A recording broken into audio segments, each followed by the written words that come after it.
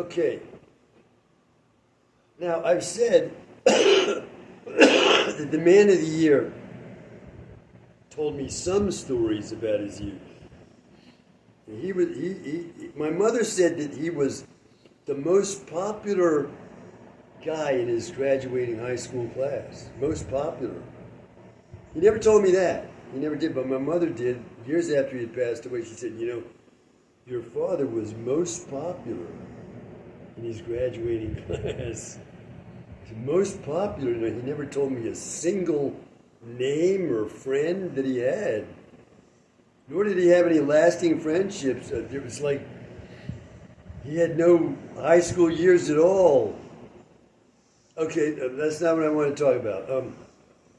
He did tell me some stories about his youth, including, he had like a mythology that he developed where he had made up names for folks. One of the names was Eddie Franchichetti. This is a made-up name, Eddie Franchichetti. There was no such person, but this was like a mythical character in his imaginative landscape, okay? Another one was Scuddy Gamutz. Scuddy Gamutz. There were two Scuddy Gamutzes. One was like a murderer who carried around a knife and was scary as hell. That's Scuddy Gamutz. And then there was a Scuddy Gamutz who was an old woman who was a drunk, and her husband might bring her home in a wheelbarrow to take her to the house. She was drunk. Okay, now, there were two Scuddy Gamutzes, but those are two characters from his mythological landscape. Eddie Franchichetti and Scuddy Gamutz.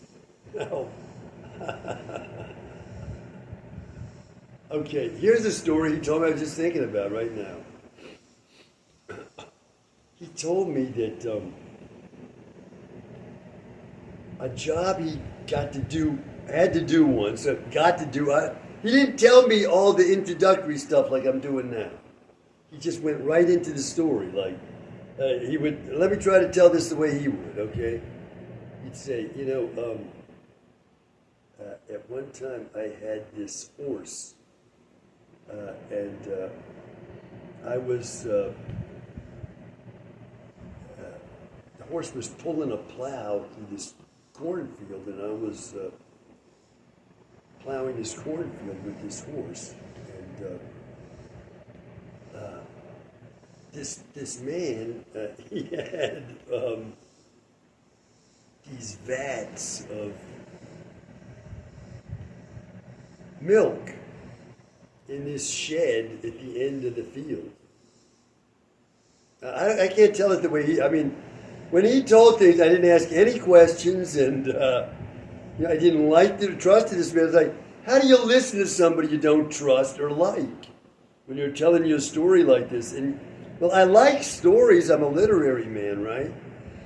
But how do you listen to this kind of thing? It's like, do you see what I'm trying to say here? Somebody you don't trust is going to confide in you a story. You're going to be, oh, gee, isn't this fun? You're wondering, why is he telling me this? And what's the meaning of the story? Okay, so, like when I'm retelling it now, it's suddenly not making any sense. Yet when I heard it, it made sense. When I'm retelling it, I don't get it. Well, I'm going to try to retell it anyway, okay? He's plowing a field with a horse. Now, how can you do that? Obviously, the corn was not grown. It was a cornfield that needed plowing, but you can't take a horse between rows of corn.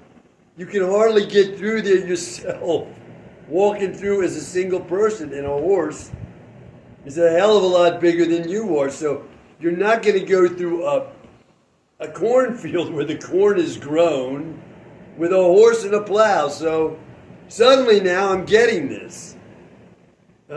Like 60, 70 years after hearing the story. I didn't think about it then, I just accepted, okay?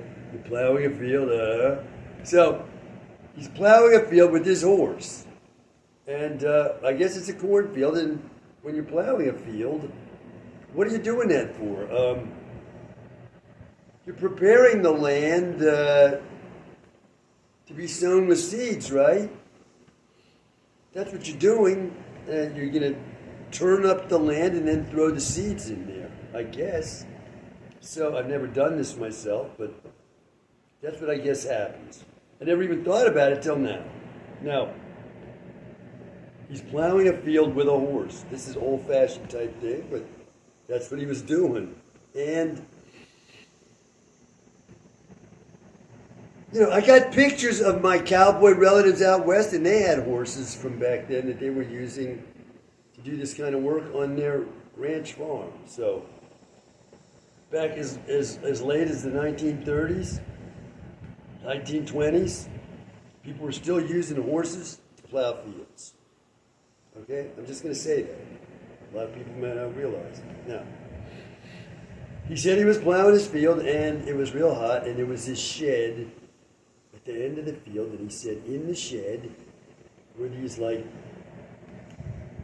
vats. I don't know what word he used, but they're like metal containers for milk. And he said, gathered on the top of these big metal vats, let's call them, I don't know what word he used once again, was cream. The cream had risen to the top. And he said he would go into that shed and get a scoop of that cream and drink it down. He said, oh, it was so delicious and cool to go in there and get that cream. And I'm thinking now, this is the man who was male raping me at night. He's telling me this story, and I'm wondering now, for the first time ever, and I didn't even think of this when I started to tell this story. Just as I started to tell the story, I was thinking to myself, why was he telling me this story? And are there symbolic, revelatory components of the story itself? It'll tell me something about the rapes without him having realized that he was doing that when he told this story. Maybe that's what's in this story for me, and why I'm thinking about it. So it was like he was doing something he wasn't supposed to be doing. This is the main part of the story. And he said that he got on that horse and tried to ride it. He said the horse took off on him. He said that horse took off and he couldn't control that horse. That was the extent of that. So, for some reason, I'm remembering that story, and as I was talking, I was thinking, it's not making sense. And suddenly,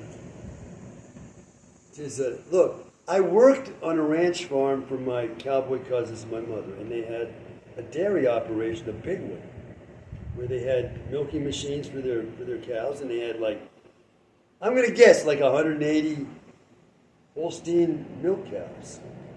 They milked twice a day, and with the milking machines and everything, and it's a lot of work. It took from 3:30 in the morning till, let's see, roughly 9 in the morning, this kind of thing, to milk all those cows. And then 3:30 in the afternoon till, or 3 o'clock in the afternoon, or 2:30, whatever, till dinner time, 7 o'clock.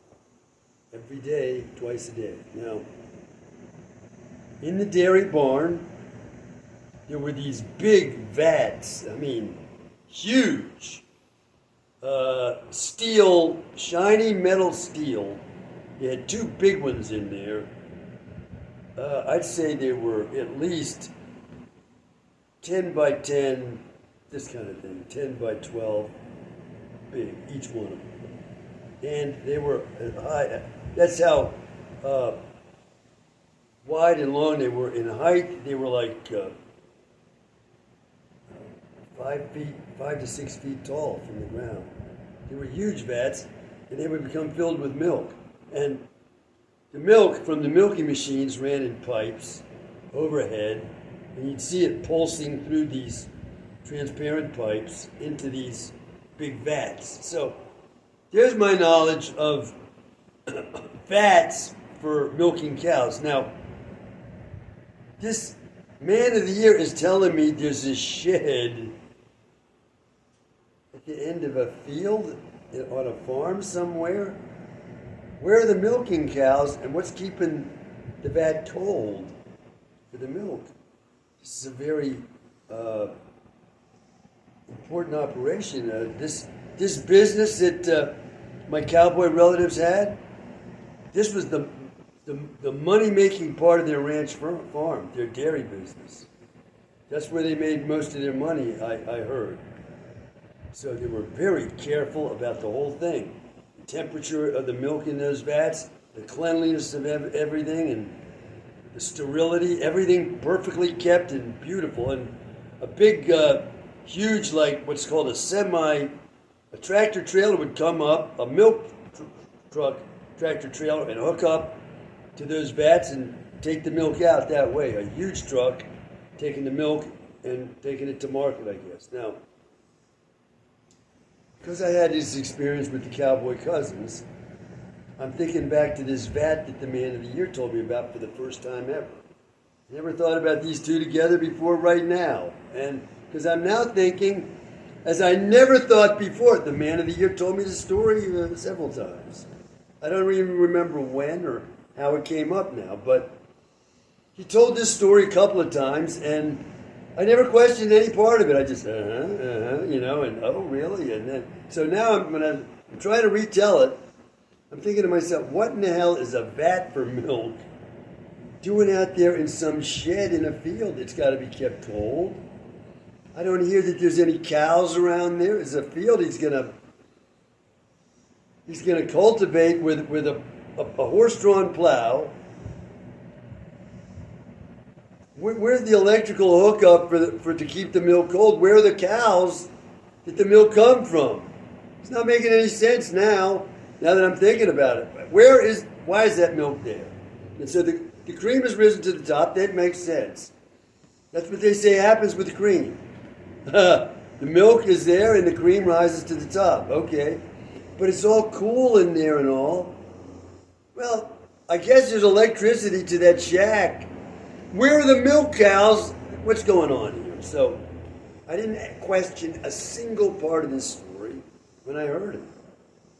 What I heard was the delicious cream in that shed that the man of the year furtively got when he wasn't supposed to. He took a big ladle of that cream, drank it down, and went back out to the horse and plowed the field.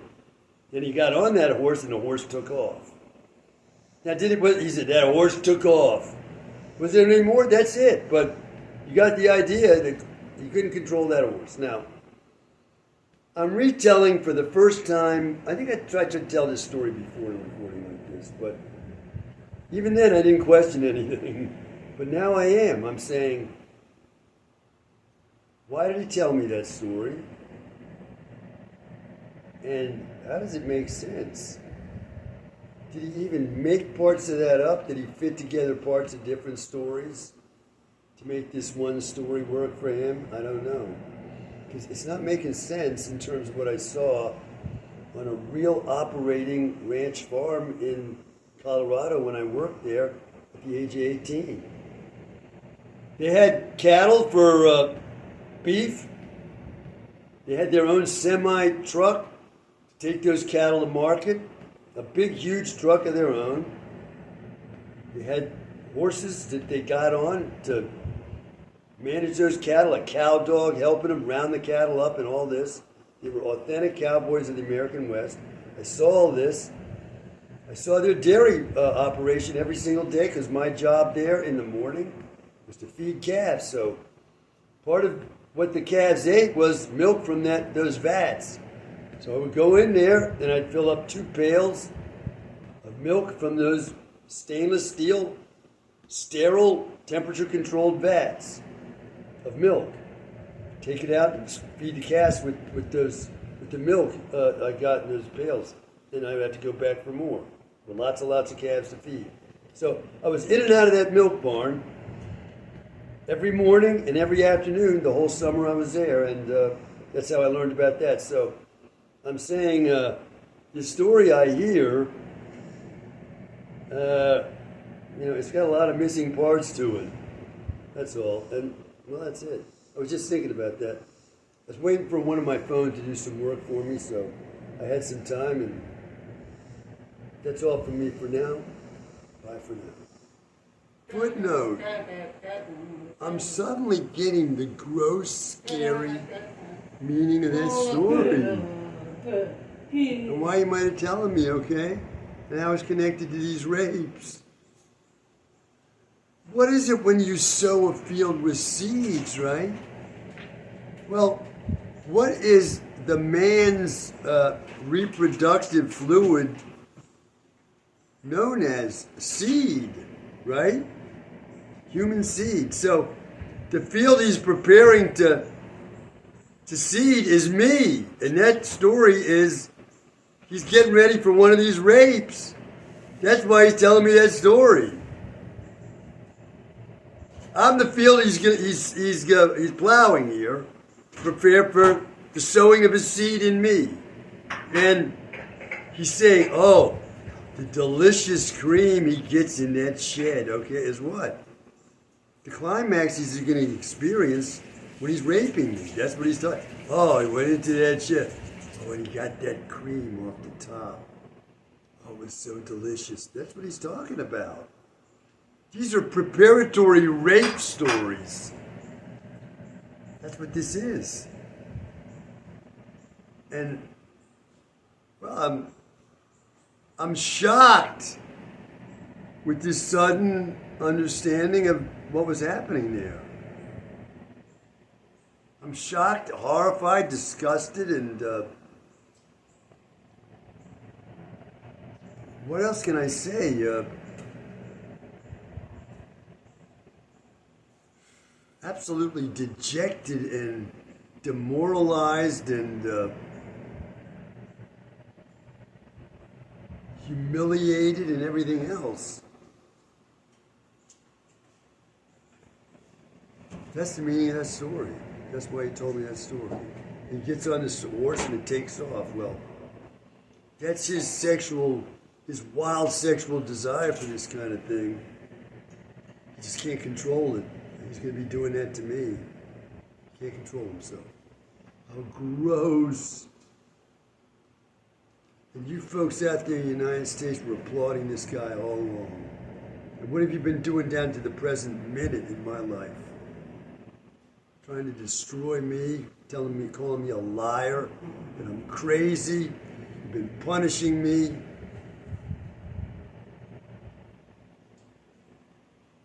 Abusing me.